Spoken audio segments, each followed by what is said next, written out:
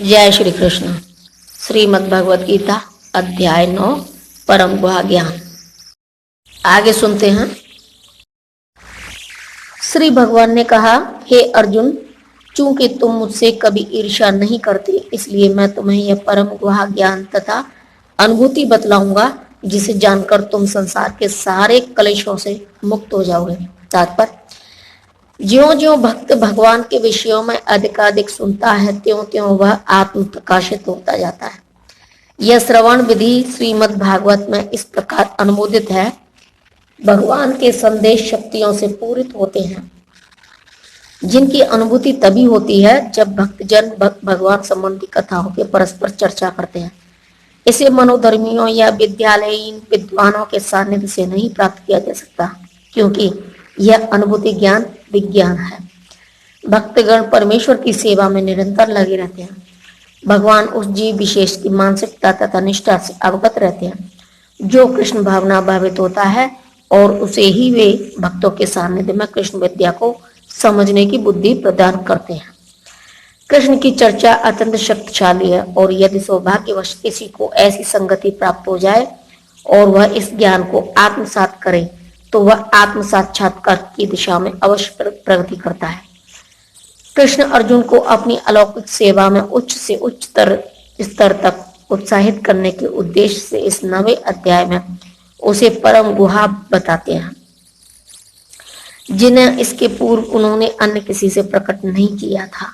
भगवद गीता का प्रथम अध्याय शेष ग्रंथ की भूमिका जैसा है। द्वितीय तथा तृतीय अध्याय में जिस आध्यात्मिक ज्ञान का वर्णन हुआ है, वह गुहा कहा गया है। 7वें तथा 8वें अध्याय में जिन विषयों की विवेचना हुई है, वे भक्ति से संबंधित हैं, और कृष्ण भावना में प्रकाश डालने के कारण गुहा तर्क कहे गए हैं। किंतु 9वें अध्याय में तो अनन्य शुद्ध भक्त का ही वर्णन हुआ है। फलस्वरूप यह परम गुहा कहा गया है। जिसे कृष्ण का यह परम गुहा ज्ञान प्राप्त है, वह दिव्य पुरुष है। अतः इस संसार में रहते हुए भी उसे भौतिक कलेश नहीं सताते। भक्ति रसामृत सिंधु में कहा गया है कि जिसमें भगवान की प्रेमा भक्ति करने की उत्कृष्ट इच्छा होती है, वह भले ही इस जगत में बद्ध अवस्था में रहता है, किंतु उसे मुक्त मानना चाहिए।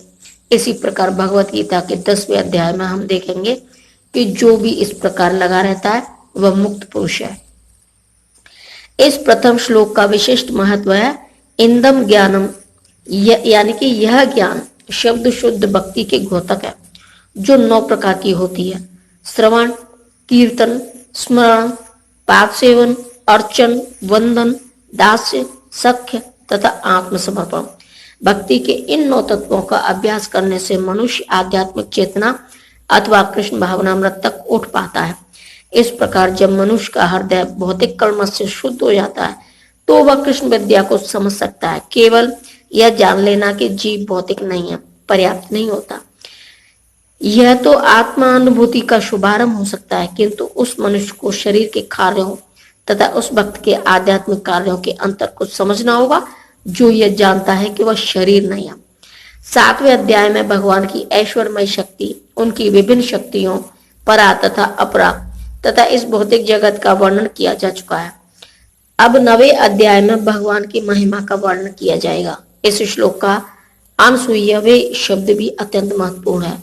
सामान्यतः बड़े से बड़े विद्वान भाष्यकार भी भगवान कृष्ण से ईर्ष्या करते हैं। यहाँ तक कि बहुश्रुत विद्वान भी भगवद गीता के विषय में अशुद्ध व्याख्या करते हैं। चूंकि वे कृष्ण के प्रति ईर्ष्या रखते हैं, अतः उनकी टीकाएं व्यर्थ होती हैं। केवल कृष्ण भक्तों द्वारा की गई टीकाएं ही प्रमाणिक है। कोई भी ऐसा व्यक्ति जो कृष्ण के प्रति ईर्ष्यालु है, न तो भगवद गीता की व्याख्या कर सकता है, न पूर्ण ज्ञान प्रदान कर सकता है। जो व्यक्ति कृष्ण को जाने बिना उनके चरित्र की आलोचना करते हैं, वह मूर्ख है। अतः ऐसी टीकाओं से सावधान रहना चाहिए। जो व्यक्ति यह समझते हैं कि कृष्ण भगवान है और शुद्ध तथा दिव्य पुरुष है, उनके लिए अध्याय लाभप्रद होंगे।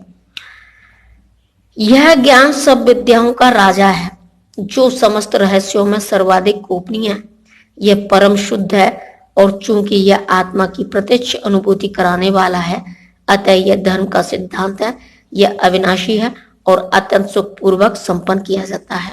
तात्पर्य, भगवत गीता का यह अध्याय विद्याओं का राजा यानी कि राज विद्या कहलाता है, क्योंकि यह पूर्ववर्ती व्याख्यायित समस्त सिद्धांतों एवं दर्शनों का सार है। भारत के प्रमुख दार्शनिक गौतम, कणाद, कपिल, याज्ञवल्क्य, शांडिल्य तथा वैश्वानर हैं। सबसे अंत में व्यासदेव आते हैं, जो वेदांत सूत्र के लेखक हैं। अतः दर्शन या दिव्य ज्ञान के क्षेत्र में किसी प्रकार का अभाव नहीं है। अब भगवान कहते हैं कि यह नवम अध्याय ऐसे समस्त ज्ञान का राजा है। यह वेदाध्ययन से प्राप्त ज्ञान एवं विभिन्न दर्शनों का सार है।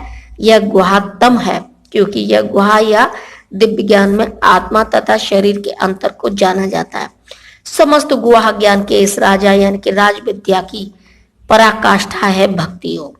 सामान्यतः लोगों को इस गुहा ज्ञान की शिक्षा नहीं मिलती, उन्हें बाह्य शिक्षा दी जाती है। जहां तक सामान्य शिक्षा का संबंध है, उसमें राजनीतिक, समाजशास्त्र, भौतिकी, रसायन शास्त्र, गणित, ज्योतिर्विज्ञान, इंजीनियरिंग आदि मनुष्य व्यस्त रहते हैं।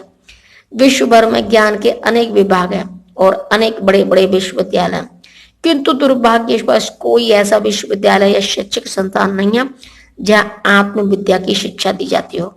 फिर भी आत्मा शरीर का सबसे महत्वपूर्ण अंग है। आत्मा के बिना शरीर महत्वहीन है। तो भी लोग आत्मा की चिंता न करके जीवन की शारीरिक आवश्यकताओं की अधिक महत्व प्रदान करते हैं। जय श्री कृष्ण।